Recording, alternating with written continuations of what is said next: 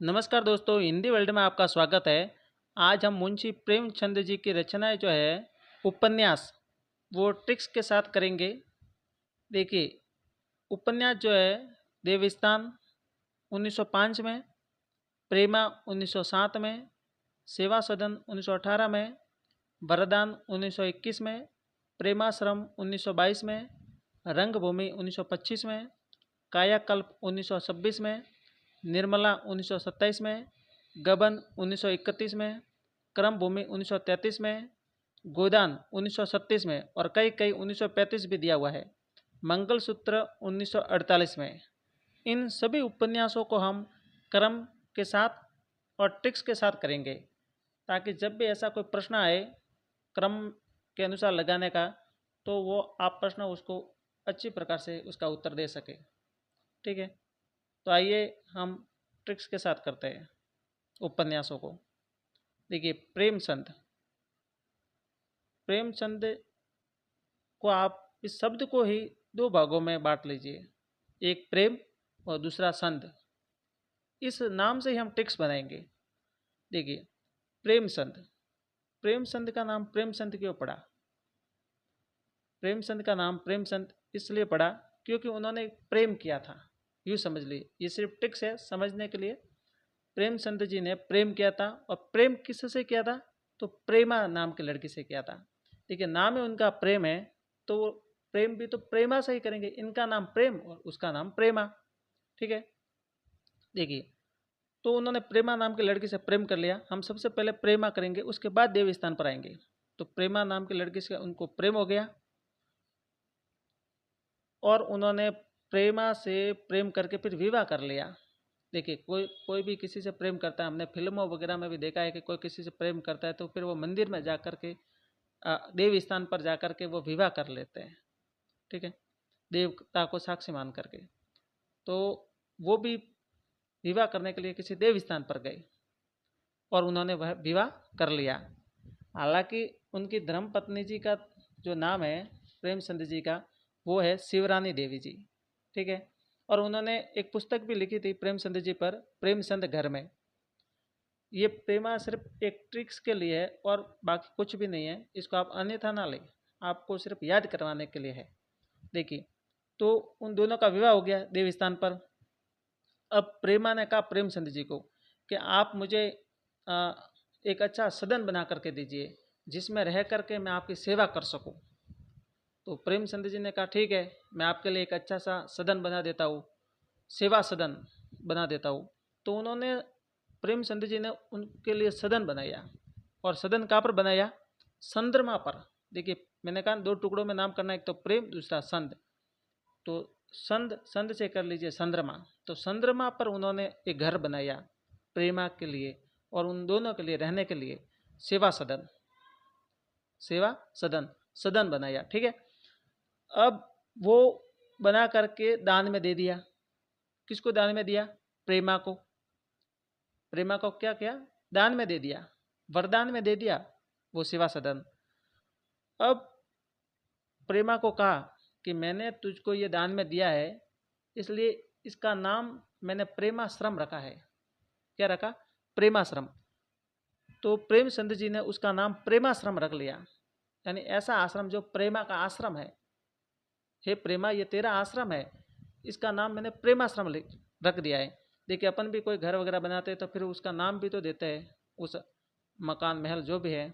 ठीक है, तो प्रेमचंद जी ने भी प्रेमा के नाम पर ही वो उसका नाम रख लिया प्रेमाश्रम, उस सदन का।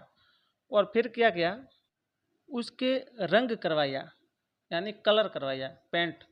देखिए, कोई भी नया मकान बनाते तो उसके रंग भी तो करवाते हैं, पेंट्स करवाते हैं। तो प्रेमचंद जी ने भी उसका पेंट करवाया। ठीक है, यानी रंग करवा दिया पूरे मकान का, उस सेवा सदन का, जो जिसका नाम प्रेमाश्रम दिया था। तो उसका रंग करवाया। तो जैसे ही उसका रंग करवाया तो उस पूरे उस मकान का कायाकल्प हो गया, एकदम उसका रंग ही बदल गया। जब रंग ही बदल गया तो फिर काया का कल्प ही हो जाएगा, कायाकल्प हो जाएगा बिल्कुल उसका। तो उस सेवा सदन का बिल्कुल कायाकल्प हो गया। ठीक है, तो कायाकल्प हो गया। अब उन्होंने मन में विचार किया कि हम इस चंद्रमा पर रह रहे हैं, लेकिन धीरे धीरे यहाँ पर तो ऑक्सीजन की कमी हो रही है, क्योंकि इतना ऊपर है तो फिर ऑक्सीजन कहाँ से मिलेगी। तो फिर उन्होंने कहा कि क्यों ना हम यहाँ पर कोई पेड़ लगा देते हैं, जब पेड़ लगाएंगे तो उसी से ऑक्सीजन हमको मिलती रहेगी।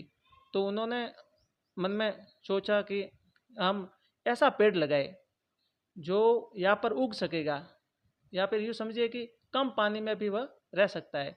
तो ऐसा जल्दी से उगने वाला पौधा पेड़ उन्होंने कहा नीम जो एक ऐसा है जो कहीं पर भी उग सकता है। तो उन्होंने नीम का पेड़ लगाया चंद्रमा पर, ठीक है। तो उन्होंने यहाँ पर निर्मला है ना, तो निर्मला को कर दो नीम, नीम कर दो आप, नीम कर दो। तो उन्होंने नीम का पेड़ लगाया चंद्रमा पर। जब नीम का पेड़ लगाया तो उन्होंने इतने सारे पेड़ लगाए, इतने पेड़ लगाए कि वहाँ पर बिल्कुल वन खड़ा हो गया। वो तो गबन, गबन में वन शब्द है, तो वन शब्द आप बाहर निकाल लीजिए। तो गबन यानी वन, वो तो बिल्कुल वन खड़ा हो गया वहाँ पर। तो इतना वन एकदम जंगल बन गया वहाँ पर, इतने सारे पेड़ लगे। तो अब उन्होंने उनकी जो भूमि थी, उनके रहने की जो भूमि थी वो भी कम हो गई। कर्म भूमि को कम कर दो, कम भूमि, जो कर्म भूमि लिखा है ना इसको आप कम कर दो। तो कम भूमि यानी भूमि कम हो गई। अब वो उनके खेलने के लिए, उनके रहने के लिए, ठीक है, तो वो तो भूमि भी कम पड़ गई। अब उन्होंने मन में विचार किया कि ये क्या हो गया, हमने नीम लगाए, हमने यहाँ पर वन खड़ा हो गया ये तो, और भूमि भी कम रह गई, तो कम भूमि हो गई। तो उन्होंने एक उपाय सोचा कि इसके लिए हम क्या करें। तो भूमि जो है और एक गाय जो होती है, तो गाय को भी भूमि का ही दर्जा है, यानी गौ माता उसको कहते हैं, और भूमि को भी हम पृथ्वी माता कहते हैं, तो उसको भी हम गौ को माता कहते हैं, तो दोनों एक बराबर ही है। तो अब क्यों ना हम गौ का दान कर दें। जब हम गौ का दान कर देंगे तब भूमि जो कम है वो वापस हमको मिल जाएगी, गाय का हम दान करेंगे तो। उन्होंने ये उपाय सोचा। तो फिर उन्होंने गाय का दान करना शुरू कर दिया।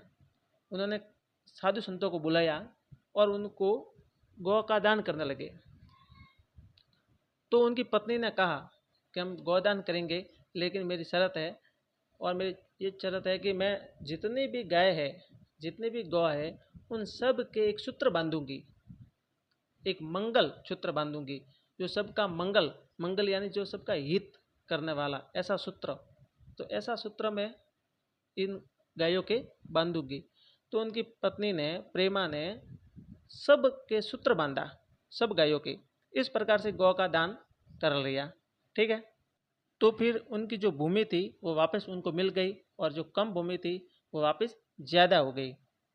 तो इस प्रकार से मुंशी प्रेमचंद जी की ये रचनाएं है, बिल्कुल ट्रिक्स के साथ और क्रम के साथ। इस वीडियो को आप सिर्फ 1 से 2 बार देख लीजिए, 1 से 2 बार, आपको पूरी की पूरी लाइफ टाइम याद हो जाएगी ये रचनाएं, ये उपन्यास जो है। एक बार मैं इनको पुनः वापस जल्दी जल्दी से करवा देता हूँ, बिल्कुल स्पीड के साथ। देखिए, प्रेमचंद, प्रेमचंद का नाम प्रेमचंद क्यों पड़ा, क्योंकि उन्होंने प्रेमा से प्रेम कर लिया। अब प्रेमा से प्रेम कर लिया, वो खुद प्रेमचंद है, इनका नाम ही प्रेमचंद है, तो वो प्रेमा से प्रेम करेंगे। तो प्रेमचंद ने प्रेमा से प्रेम किया, और फिर देव स्थान पर उन्होंने विवाह कर लिया। फिर प्रेमा ने कहा कि मेरे लिए, आपकी सेवा के लिए मुझे सदन चाहिए, तो उन्होंने सेवा सदन बना दिया। तो और सेवा सदन बना करके उसको दान में दे दिया, वरदान में दे दिया, ठीक है, दान में दे दिया। फिर और उन्होंने कहा कि इसका मैंने प्रेमाश्रम नाम रखा है, प्रेमाश्रम नाम रखा करके उसको दे दिया। फिर उन्होंने कहा कि इसका रंग करवा देता हूँ, तो नया रंग, नया मकान है तो नया रंग भी करवाएंगे, तो नया रंग करवाया, अच्छी प्रकार से उसका पेंट्स करवाया। तो फिर उसका कायाकल्प हो गया, कायाकल्प हो गया। तो कायाकल्प हो गया तब वो चंद्रमा पर रह रहे हैं, तो मकान बन गया, तो ऑक्सीजन की आवश्यकता पड़ी, तो उन्होंने नीम के पेड़ लगाए, ठीक है, नीम के पेड़ लगाए। तो नीम के पेड़ इतने सारे लगाए कि पूरा वन खड़ा हो गया। अब वन खड़ा हो गया तो समस्या हो गई, उनकी भूमि जो है वो कम पड़ गई। अब कम भूमि पड़ गई तो उसका उपाय सोचा कि गौ का दान करना पड़ेगा। तो उन्होंने गौ का दान किया, तो उसको वापस भूमि भी मिल गई।